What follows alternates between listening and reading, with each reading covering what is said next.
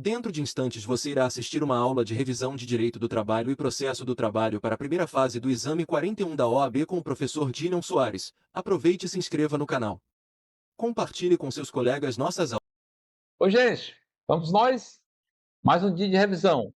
Hoje a gente vai rever muitas questões que a FGV já cobrou, a gente vai fazer a revisão das provas passadas, a gente vai fazer comentário, a gente vai pontuar algumas questões, tá certo? Para você que vai fazer a prova dia 28, falta apenas 7 dias. Domingo é o dia da prova e a gente está aqui para ajudar você a passar para a segunda fase. Aí, já sabe, segunda fase a gente começa segunda-feira, dia 29, tá certo?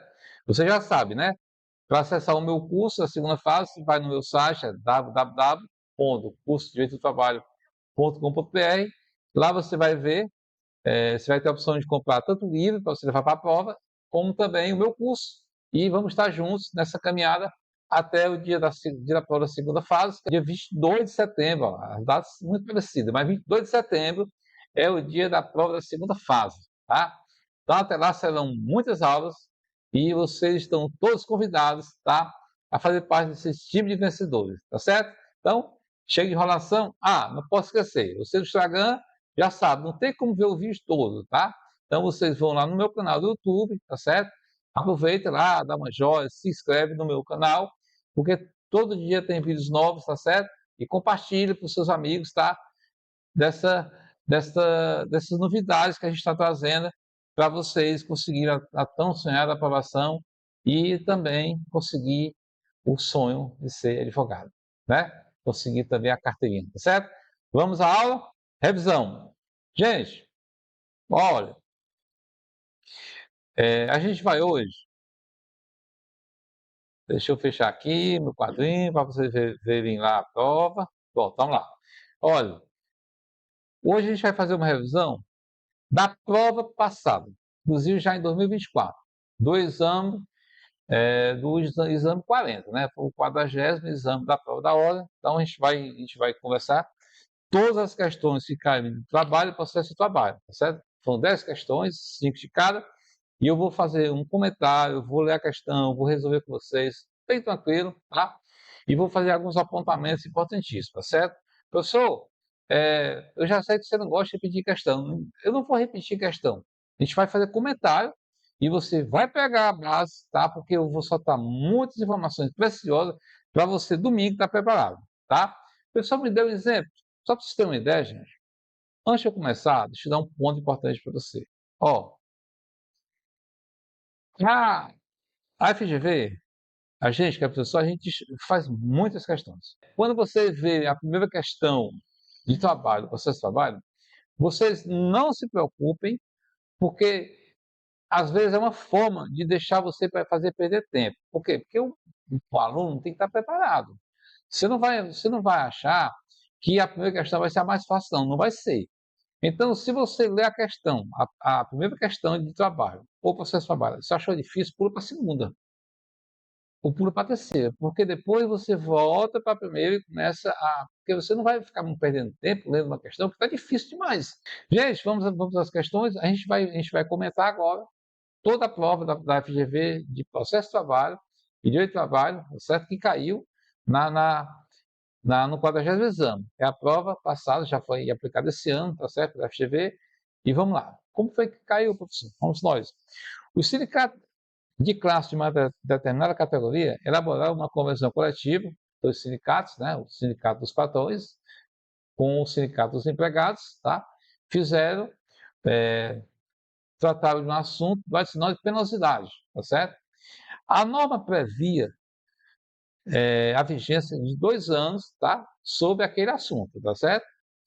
E o término seria em outubro de 2023. Aí a pergunta é, considerando esses fatos e o que eles põem a CLT, observe que eu tenho negrito aí, que nesse caso você encontra a resposta na CLT. Todas as perguntas das questões da FGV, ela dá esse destaque aí. Aí você tem que ficar atenado. Por quê? Porque na primeira fase você não consegue pesquisar, mas você fica sabendo que a resposta vai estar na CLT. Ele já até apontou, como dispõe a CLT. Assinar a afirmativa correta. Vamos à resposta. como é que você vai responder?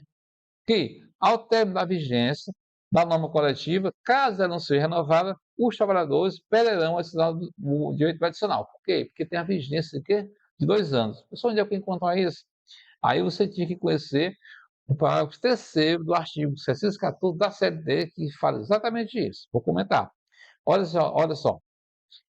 Não será permitido estipular a duração de convenção coletiva ou acordo coletivo de trabalho superior a 2 anos, sendo vedado a outra atividade.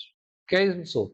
Sendo vedado que ele continue, tá certo? Que ele fique para 3, 4 anos, tá certo? Então, repetindo com vocês aqui, no máximo 2 anos é o prazo da vigência de uma norma coletiva. Bacana. Pessoal, e fale sobre a ação da penosidade. Gente, é o seguinte, esse adicional, lá na Constituição já fala isso, só que a fala disse que vai ficar decidido isso em leis. Então tem que ter uma lei para normatizar. Não está normatizado, então por isso a convenção já falou sobre a alíquota, essas coisas, tem que ser acordado, certo? Mas esse exemplo aí que eu estou dando a vocês são pessoas que trabalham no subsolo, certo? E o artigo 301 da CLT fala nisso. Olha só, o trabalho no subsolo submete somente será permitido a homens, né? Não pode mulheres, tá? Pode cair na prova, você já está sabendo, tá certo? Isso aqui é um assunto inédito. Então, você fica sabendo que o trabalho no subsolo somente será permitido a homens. E o artigo 289 da CLT também preceitua que a cada 3 horas consecutivas de trabalho, de atividade, será obrigatório uma pausa de 15 minutos para repouso. Bacana? Vamos para a segunda questão? Alexandre, Reginaldo e Maurício eram empregados na mesma sociedade empresária, mas em períodos distintos, tá? Aí você fica atentado aí, só uma pegadinha. Tá vendo essa setinha aí? Isso aí é para você ficar atento. Porque, ó, olha só, Alexandre pediu demissão. Aí você já fica atento. Rapaz, ele perde o direito dele. Só que você tem que ler a questão toda. Porque, olha só, Alexandre pediu demissão após 2 anos de trabalho, pois estava cansado de trabalhar para o mesmo empregado. E já era idoso, contando com 71 anos de idade. Aí você está pensando, rapaz, pediu demissão não tem direito a FGTS, seguro-desemprego. Calma aí, deixa eu terminar a questão. Tá? Já o Reginaldo se aposentou após 3 anos, pois já contava com idade e tempo de serviço anterior, apesar de ter 62 anos de idade. Então, um pediu demissão e o outro se aposentou. Continua. Já o Maurício foi dispensado sem justa causa, após 4 meses, mas sendo jovem e contando com 25 anos de idade. Aí vem a pergunta. Os 3 consultaram você como advogado acerca da possibilidade de levantamento imediato dos valores depositados a título de FGTS dos contratos terminados. E aí? Sabe a resposta? Gente, essa resposta está aqui nesse livro. Aqui também existe a lei do FGTS. Você não saberia responder essa questão se você conhecesse só a CLT. Está vendo a importância de você ter esse livro em casa? Você que vai prestar tanto a primeira como a segunda fase? Vamos nós? A resposta? Os 3 poderão receber imediatamente os valores do FGTS. Vou comentar a vocês. Esse trabalhador aqui, ele lá na questão tinha 71 anos e ele pediu demissão. Mesmo assim, mesmo pedindo demissão, pela idade, a lei do FGTS garante que ele vai sacar o seu FGTS na integralidade, certo? Aqui, a regra, estou comentando com você, que a regra, ao pedir demissão, o trabalhador não tem direito a sacar o FGTS. Mas a exceção está no caso do aposentado, tá? E também a gente vai conceituar aqui que o artigo 20 fala que em caso de aposentadoria, tá? Doenças graves também, no caso de câncer ou AIDS, o trabalhador ou seus dependentes podem sacar o FGTS para comprar casa própria. Quando você está inativo, quando a conta do FGTS está inativa por 3 anos e quando o trabalhador tem idade igual ou superior a 70 anos. Bacana? Bom, vamos nós, mais uma questão. Terceira questão, tá? Que caiu na prova da ordem, 2 anos, 41, nesse ano, tá? Reinaldo, trabalhador rural, atua na fazenda Boa Esperança como tratorista desde 1990. Em janeiro de 2021, o empregador de Reinaldo dispensou o serviço da causa, sendo que o ex-empregado ajuizou uma reclamação trabalhista em novembro de 2023. Olha só, janeiro de 2021 ele foi dispensado, tá? Agora, em 2023, em novembro de 2023, ele resolveu ajuizar uma reclamação trabalhista. Então, por que, que a questão deu prazo? Porque você tem que saber o que é o prazo bienal e o prazo quinquenal. Lembra disso? Eu vou recordar com vocês. Observe aí, gente, que essa questão aí, o que foi que ele colocou? Nos termos da Constituição Federal, tá? Aí vamos comentar aqui. Qual é a resposta? Caso o reclamado suscite em defesa a prescrição extintiva, o juiz deverá acolhê-la. Aí, você lembra do que é prescrição? Vou recordar com vocês, já falei em aulas passadas, quem me acompanha no YouTube todo dia sabe que eu estou sempre batendo essa tecla, que é prescrição, tá? E hoje eu vou fazer mais um comentário. Aqui no artigo 7 você iria encontrar o inciso 29, dizendo que direito de ação do trabalhador, né? É o direito do trabalhador, o direito de ação quanto aos créditos das relações de trabalho, e o prazo prescricional de 5 anos para ir até 2 anos, né? Até o limite de 2 anos, após a extinção do contrato de trabalho. Quando o trabalhador ele recebe a sua rescisão, ele se desliga da empresa, ele tem, a partir daquela data, 2 anos para ele entrar com uma reclamação trabalhista, buscando algum direito que foram negados, que não foram pagos. Horas extras, tal adicional noturno não foram pagos, algum direito trabalhista. Só que os direitos que ele pode buscar retroagindo são de 5 anos. Só que aí vocês têm que entender que, no caso da questão, o prazo que ele teria para ele apresentar a reclamação seria até janeiro de 2023, quando faz 2 anos da sua despedida, do seu desligamento. Ele vai entrar de novembro. Por isso que você não vai mais errar essa questão, porque você aprendeu isso comigo. Que são 2 anos do momento que se desligou. Agora vejamos bem. E como é que conta os 5 anos? Aí é que tá. Por quê? Porque você vai pensar que é do dia do desligamento. Não. É do dia você entrar com a ação. Deu para entender? É como se você tivesse perdido 2 anos. Porque se você entrar com a ação após 2 anos e o limite foi janeiro, no caso da questão, você vai contar a partir dali. Então, se você ficou 10 anos na empresa, você só vai conseguir buscar direitos negados por os últimos 3 anos. Por quê? Porque você já passou 2. Voltando o tempo, pega só 3 anos do período de trabalho. Entendeu? Fácil. Então, no caso de tela, o trabalhador tinha um prazo até janeiro. Então, essa questão, vocês vão aprender comigo, vocês vão usar isso numa peça de contestação. Então, isso aqui é uma defesa, tá? Que o empregador usa, tá? Quando o trabalhador ele entra com ação. Então, você já conhece uma peça chamada contestação, tá? Que já caiu, é a peça que mais caiu na prova da segunda fase. Eu vou fazer muita contestação, a gente vai escrever muito essa peça, a gente vai fazer aqui com a gente todo dia, tá? E vocês vão estar preparados para fazer uma contestação bem tranquilo, tá certo? Tomar aqui uma água, né? Vamos nós. Olha, gente, mais uma questão, tá? Em 2024, uma companhia imobiliária contratou Olivia como estagiária. Olivia foi designada para trabalhar em regime de teletrabalho, trabalho em domicílio, no home office. No home office. Na confecção de planilhas de locatários e inadimplentes, que em seguida serão enviadas para o setor jurídico da sociedade empresária. E aí a pergunta é se é possível um contrato de forma em home office, né? Pelo teletrabalho, a pessoa trabalha em casa, trabalha em local que não é dentro da empresa, né? Então pode ser em outro escritório, você pode ir até para um shopping no seu notebook trabalhar, então isso caracteriza o teletrabalho. É uma forma de trabalho usando os meus eletrônicos, usando os meios de informática para você prestar serviço à empresa fora do ambiente da empresa. A pergunta é, ela está já é possível? Então você encontrar essa resposta, tá? No artigo 75b, é uma inovação, tá?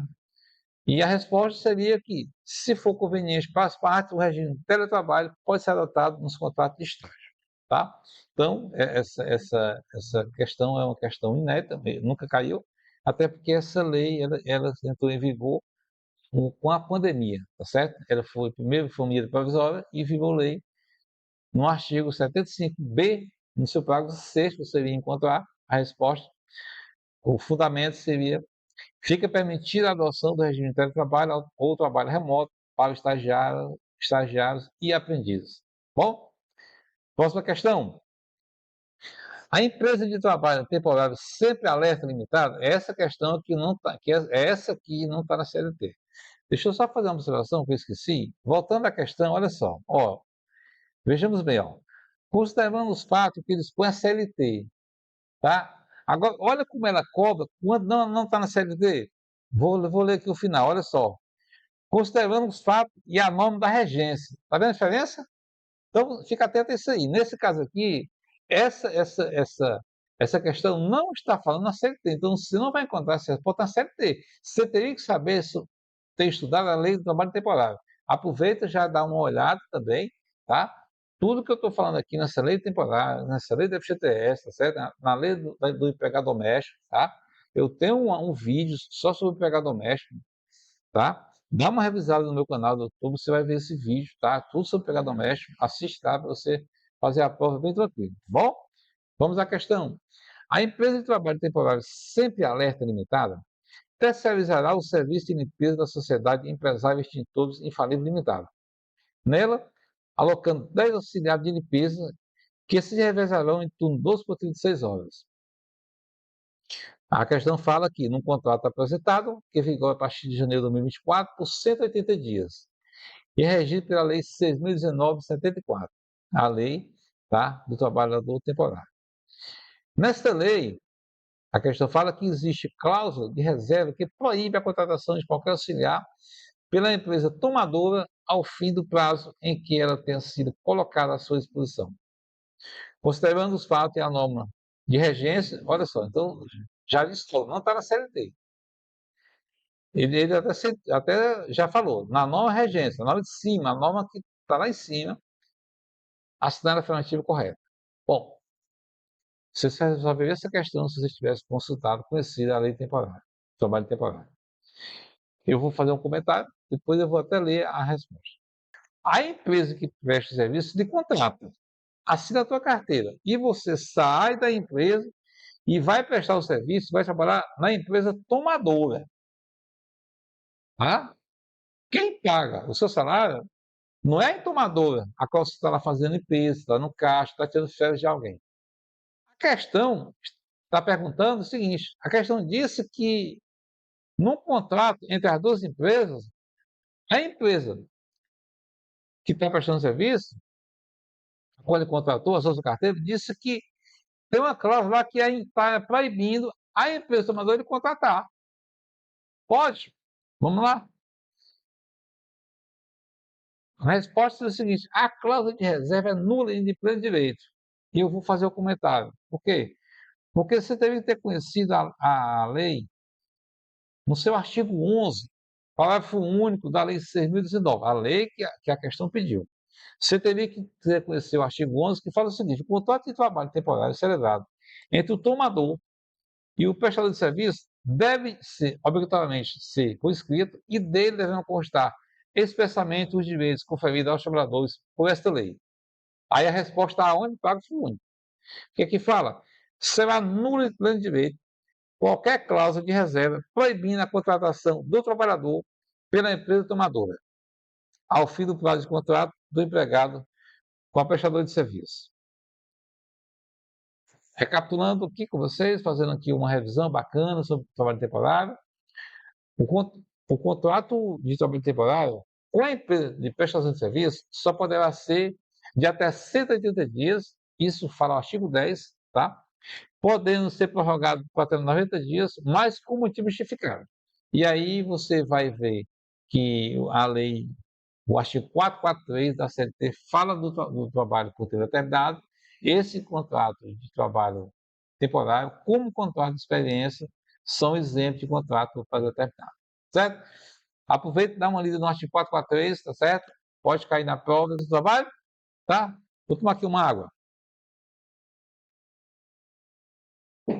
Gente,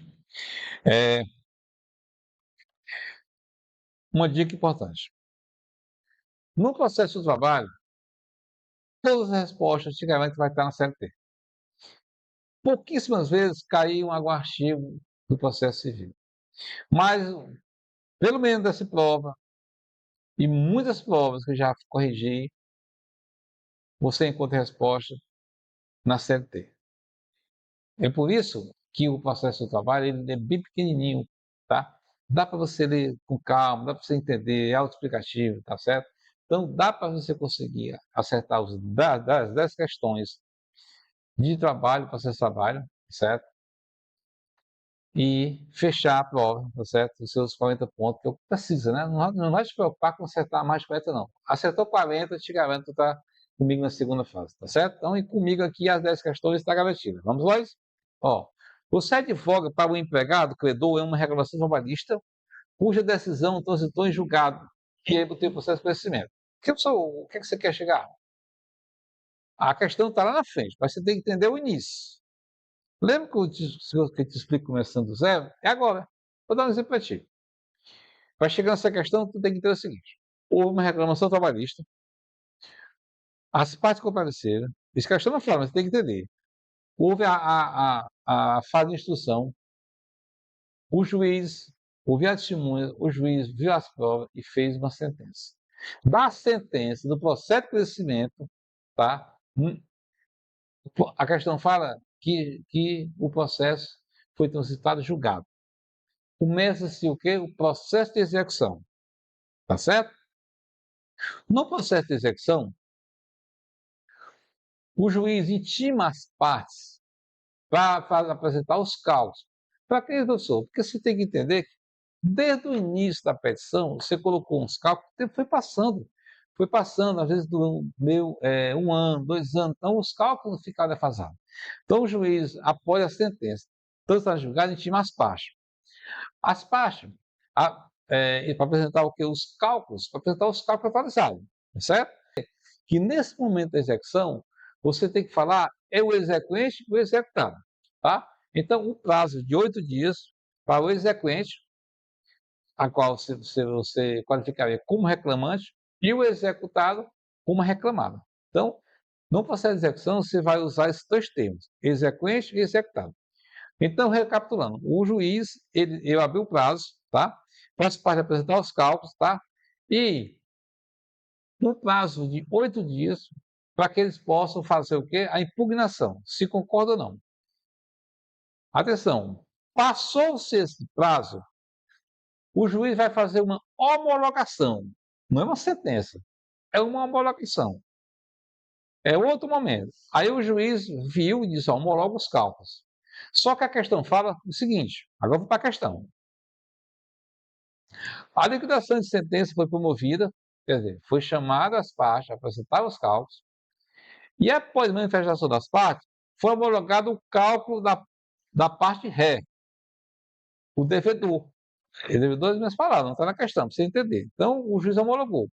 Só que você está divulgando para quem? Para o trabalhador, para o credor. O credor não ficou satisfeito. Só que após a homologação, porque o prazo é de 8 dias antes da homologação, ele precluiu, houve a preclusão. Então, também outro momento, o processo está dando, o juiz fez a homologação. Não confunda com sentença. Calma. Lê a questão. Não é sentença, é homologação. Pessoal, e após a homologação? Aí a legislação fala, e vou já comentar. Deixa eu só terminar a questão, para você entender. Então, eu estou em que momento? Na homologação.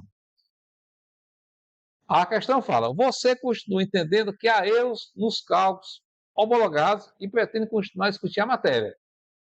Diante disso, assinale a opção que apresenta a medida desadotada no interesse do seu cliente.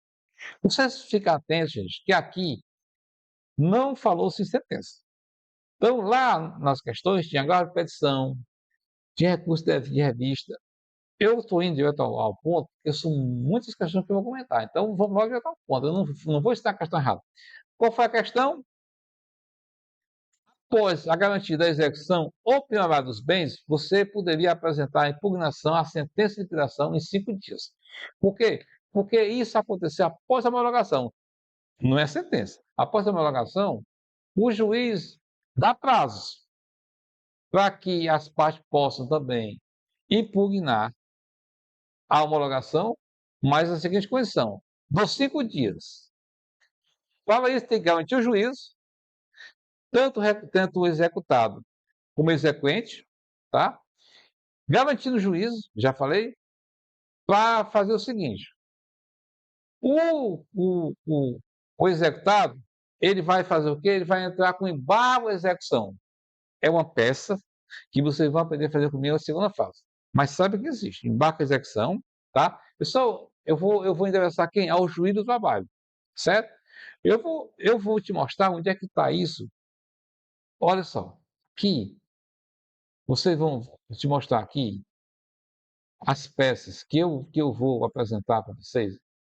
Olha, aqui, todas essas peças que vocês estão vendo aí, a gente vai trabalhar todo dia com elas. Isso é a minha aula da segunda fase. É essas peças aqui que podemos cair na segunda fase, tá? Lá embaixo, vocês estão vendo aí, ó, competência da vara do trabalho, juiz e execução. Aí tem uma peça chamada impugnação à sentença de liquidação, embargo à execução é uma peça, embargo terceiro já caiu 2 vezes na OAB, a segunda fase, e o aguardo de petição caiu uma vez. Então, aqui, vocês estão vendo que estamos depois da homologação. Você exequente, você fazer a impugnação aos cálculos de liquidação e a executada entra com o embarque de execução no prazo de 5 dias, garantido o juízo, tá certo? A resposta estaria no artigo 884 da CLT, garantida a execução ou penhorar dos bens, terá executado 5 dias para apresentar embargos, cabendo igual prazo ao exequente para fazer impugnação aos cálculos, certo? Bom, essa questão achei uma das mais difíceis da segunda fase, da primeira fase, tá certo? Mas deu para entender, né? Está em dúvida, volta o vídeo que vocês vão, tá? Revisar e vão aprender bem facinho, tá certo? Vamos para mais uma questão? Gente, o Jefferson trabalhou em São Paulo de 2018 a 2013, quando foi dispensado sem justa causa e voltou para a sua cidade de origem de Fortaleza. Onde foi que trabalhou? Trabalhou em São Paulo. Entendendo ter realizado sobre a jornada sem receber, Jefferson contratou um advogado na sua cidade. Que cidade? Fortaleza, onde ele estava. E ajuizou uma reclamação trabalhista distribuída a uma das vagas de Fortaleza. E aí você tem que saber qual é a decisão, ou ser advogado tem que saber qual é a decisão que você pode tomar numa situação dessa. Você tem que saber disso. Então é por isso que o trabalho você aprende para a vida. Você aprende comigo, você aprende praticando, porque eu faço isso. Então vamos lá. A resposta, aí continua. A empregadora foi citada, né, repetindo, para a audiência, que ocorrerá em 4 meses, mas pretende deslocar o feito para São Paulo, pois foi o único local da prestação do serviço e onde o autor foi contratado. Tanto a ex-empregadora contratou como advogado, e aí você, na qualidade de advogado da sociedade empresária, considerando os fatos e o que eles põem a CLT, a resposta estava na CLT. Assinar a afirmativa correta. Com a resposta, a sociedade empresária deve apresentar a exceção de incompetência territorial em 5 dias úteis, contada a citação.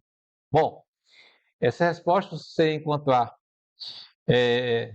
no artigo 651 da CLT, você iria saber que a competência para o julgamento é determinada pela localidade onde o empregado presta o serviço ao empregador e não onde contratou, tá? ainda que tenha sido contratado em outra cidade, estou comentando com vocês, ou no estrangeiro. E também a resposta também estaria conhecendo o artigo 800 da CLT, que a defesa seria uma exceção de competência, tá? Que é uma peça também que a gente vai aprender a fazer na segunda fase, pode cair, tá? Num prazo de 5 dias a contar a notificação. Lembrando que muitas vezes a, a prova da ordem da segunda fase não vai pedir uma peça desse tamanho porque é muito pequenininha, tá? Então, ela encaixa como uma tese de defesa na contestação, certo? O, o, o reclamante, o trabalhador, entra com uma ação, o nome da ação é reclamação trabalhista. A peça de defesa do empregador é a contestação. E aqui dentro você ia colocar, se nesse caso, se fosse uma tese, você iria colocar exatamente esse artigo e iria dizer que a prestação de serviço foi em São Paulo, por isso teria que ser a vara de São Paulo competente para julgar. A vara da sede de São Paulo seria competente para julgar a ação. Ok? Então, será apresentada uma peça de cessação de incompetência territorial no prazo de 5 dias a contar da notificação, isso o empregador, né? Você tem 5 dias depois da notificação recebida, antes da audiência, informando na peça também a existência dessa exceção. Bacana? Mais uma? Estão gostando da aula? Dá uma joinha, tá certo? Para fazer o nosso canal crescer, tá? E se inscreve também, que a gente, todo dia a gente vai fazer vídeos novos, você será informado quando tiver vídeos novos, tá certo? Para vocês ficarem mais informados ainda, para fazer a prova da ordem, né?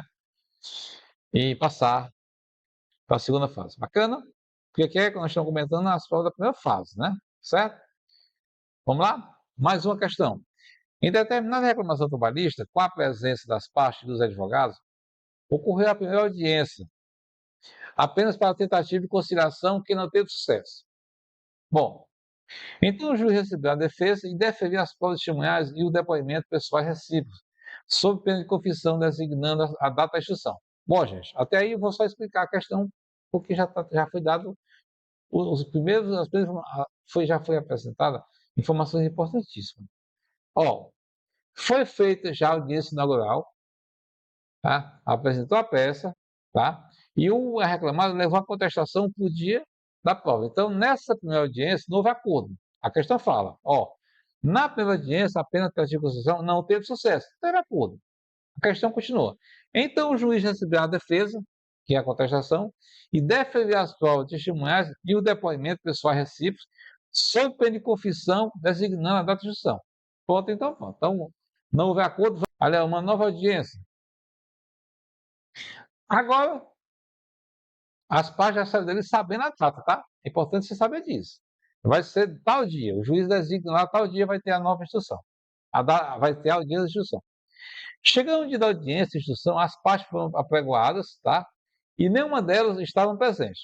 Quer dizer, o juiz mandou a, a secretaria chamar o reclamante, o reclamado, para comparecer à sala. E foi colocado lá, foi aberto o pregão e ninguém compareceu. Aí a questão quer saber o seguinte: não houve qualquer justificativa para a ausência das partes, tá? Assinale a opção que indica o que deve ocorrer com esse processo. A resposta seria que o magistrado julgará o processo de acordo com a distribuição do ônus da prova, seria a resposta certa. Bom, e eu vou comentar, professor, por que não havia o arquivamento? Porque você tive que conhecer o artigo 154 da CLT, que diz que o arquivamento é um momento processual quando o não comparecimento da reclamante na primeira audiência importa o arquivamento de reclamação. Não é o caso aqui. Eles estão em segundo momento, já passou a primeira audiência. Eu botei bem maiúsculo aí para vocês entenderem. Não estamos falando de primeira audiência. Então, se você precisar de arquivamento, é só na primeira audiência, quando o reclamante, o trabalhador, não comparece. Aí vai ser arquivado. E nessa primeira audiência, que não é o caso da questão, estou frisando de novo, se o reclamado, que muitas vezes que é o patrão, que está sendo que está sendo processado por não ter pago algum direito trabalhista, se ele não comparecer, aí não é arquivamento, não esqueça. Aí é revelia e confissão aos fatos. Certo? Então, professor, e por que não houve designação de nova audiência? Aí você tem que conhecer o artigo 154 do parágrafo 1º, que fala o seguinte: se ocorrer motivo revelante, que não é o caso, a questão pontuou que não houve isso, ninguém justificou, poderá o juiz suspender o julgamento, designando nova audiência. Lá nas opções A, B, C, D, tinha essa opção. Então, você não ia marcar, tá certo? Então, bacana, fácil, né? Então, é isso aí. O direito de trabalho é revisão, aula, e vocês conseguem, certo? Lembrando que eu gosto muito que você fica o CLT aberto, você vai marcando os artigos mais importantes, para quando vocês. Pode marcar para texto, não tem problema. Quando vocês for passando, você para ali, dá uma revisada e assim você aprende, tá bom? Mais uma questão? Você é advogado de um trabalhador em sede de reclamação trabalhista. Em que pese o direito do seu cliente ser constitucionalmente assegurado? Por se tratar de férias não gozadas, quando fala isso é porque está na Constituição. Férias, 13º, ação noturno, lembra do artigo 611b? Aquelas matérias a qual estão todas elencadas lá, como também estão na Constituição, que não pode ser alterado? Pois é. Ali eu diria, os assuntos mais importantes que você tem que saber para a segunda fase. Também para a primeira fase. Porque é aqueles direitos ali que muitas vezes são negados, tá?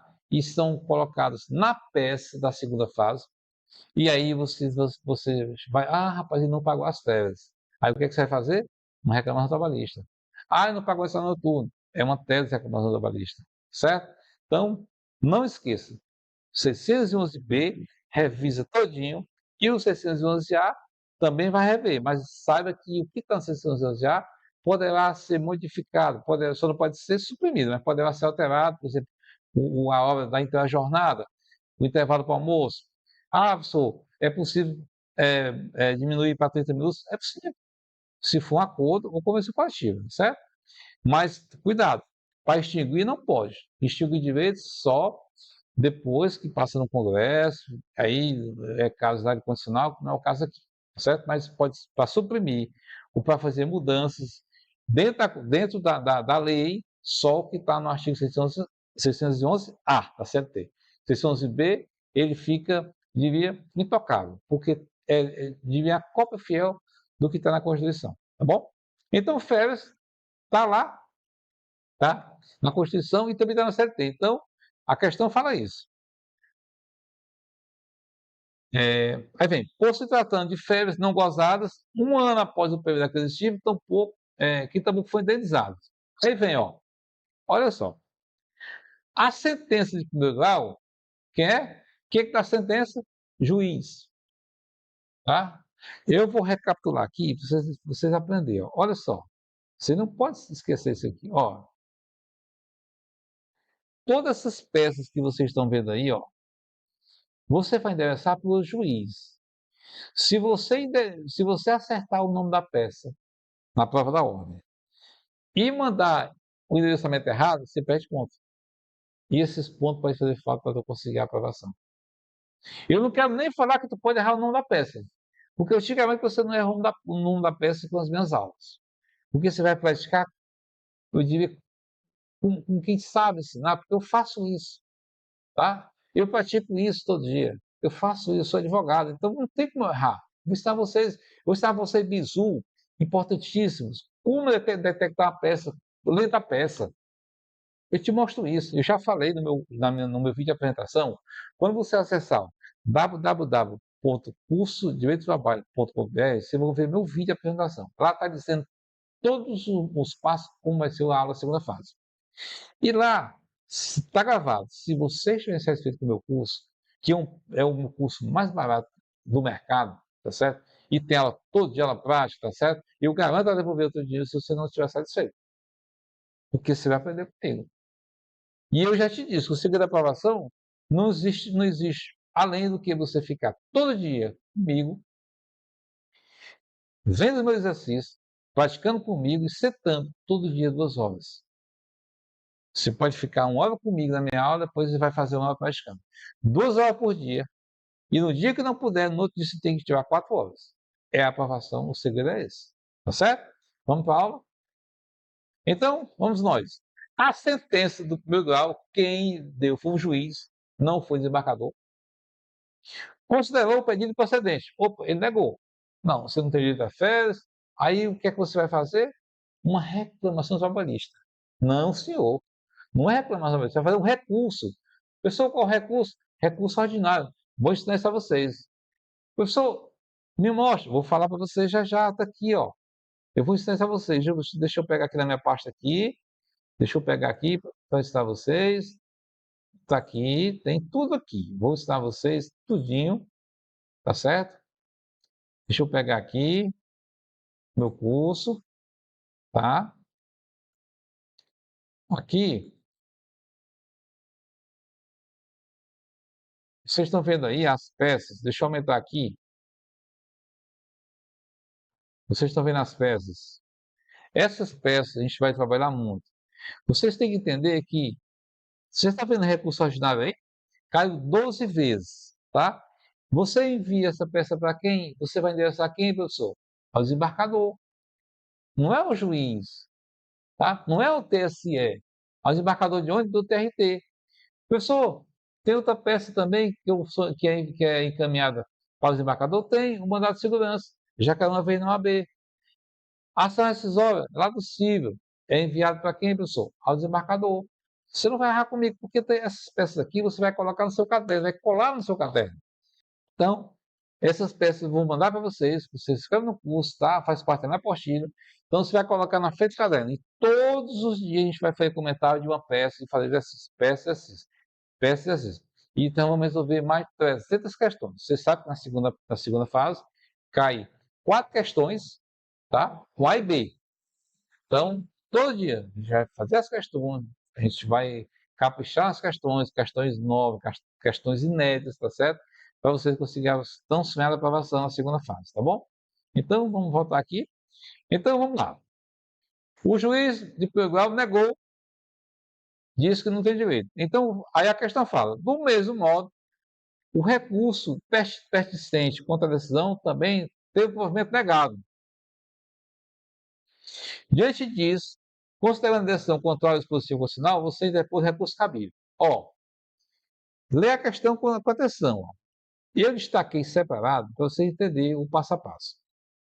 Vou recapitular. A sentença de primeiro grau considerou o pedido procedente. Você vai fazer recorrer com recurso ordinário. Para quem? Para o TRT. Do mesmo modo, a questão fala: o recurso pertinente com o recurso ordinário. Contra essa decisão, também teve um movimento negado. Negou o recurso. Quem? O TRT. Com recurso ordinário. Deu para entender? Você tem que ter um pouquinho de raciocínio lógico de direito do trabalho. É assim. Reclamação trabalhista. Você está querendo os seus direitos. O juiz negou. Você entra com a ação, recurso ordinário.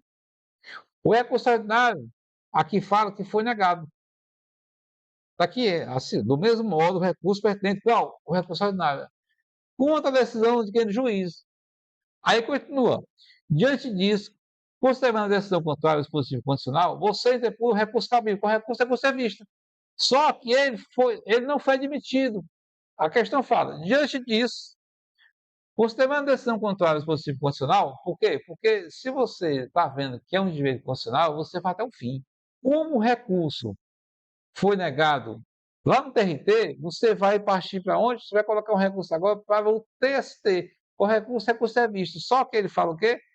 Diante disso, considerando a decisão contrária ao dispositivo constitucional, você impôs recurso cabível. E aí vem, que não foi admitido sob a alegação de que não preencheu os pressupostos para tanto. Quem não deixou subir o recurso foi quem? O TRT. Você estava tentando impetrar o recurso de revista onde? Do TST. Na questão, o recurso foi para o TRT e negou o provimento. Então, você quer mandar o recurso agora para o TST. Na primeira tentativa, foi negado os pressupostos de admissibilidade. A questão não fala com tantos detalhes. Você está atento à questão. Você tem que aprender isso. Eu estou ensinando. Então, no primeiro exame, tá? Para admitir que o recurso, porque são dois exames, lembra, né? Na primeira tentativa, quando é negado, você vai impetrar o mandato de segurança? Não. Você vai impetrar o quê? O agravo de instrumento. No primeiro exame de admissibilidade, tanto no primeiro grau como no segundo grau. No TRT também. É o que a questão fala.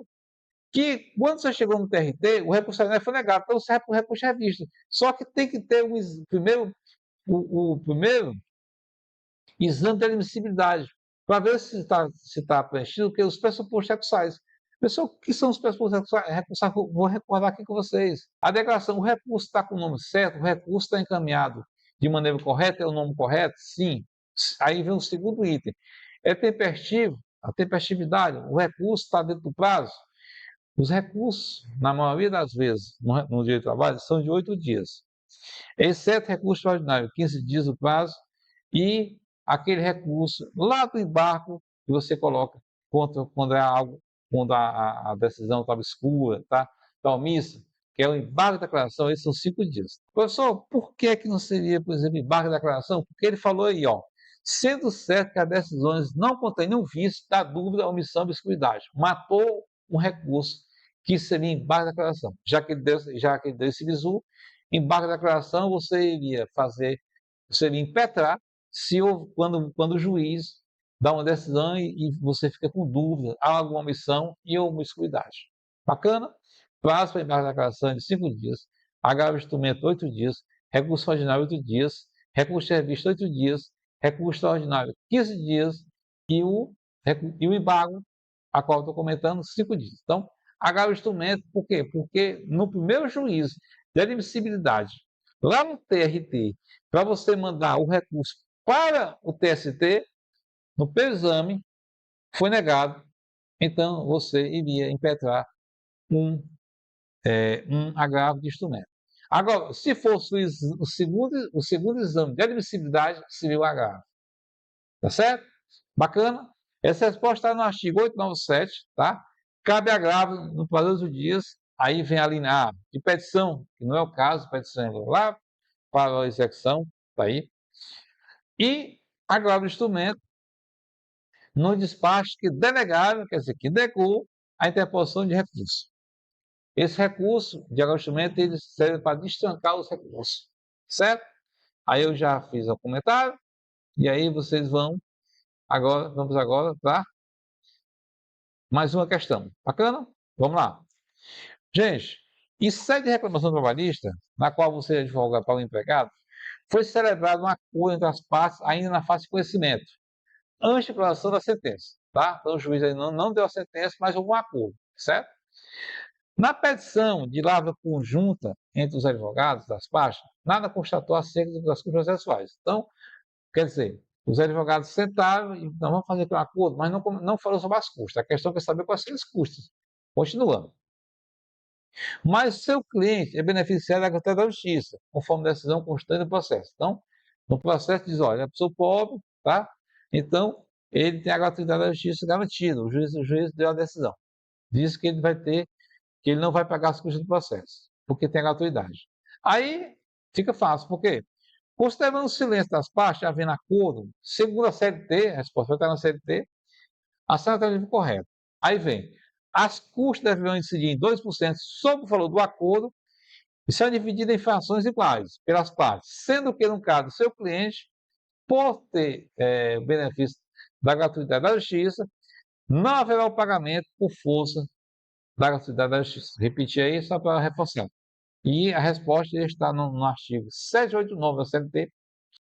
E aí você tem que conhecer o artigo 69A, que são isentos do pagamento de custas os beneficiários da justiça gratuita. Certo? Então, essa é a aula de hoje, tá certo? Obrigado a todos. Um abraço.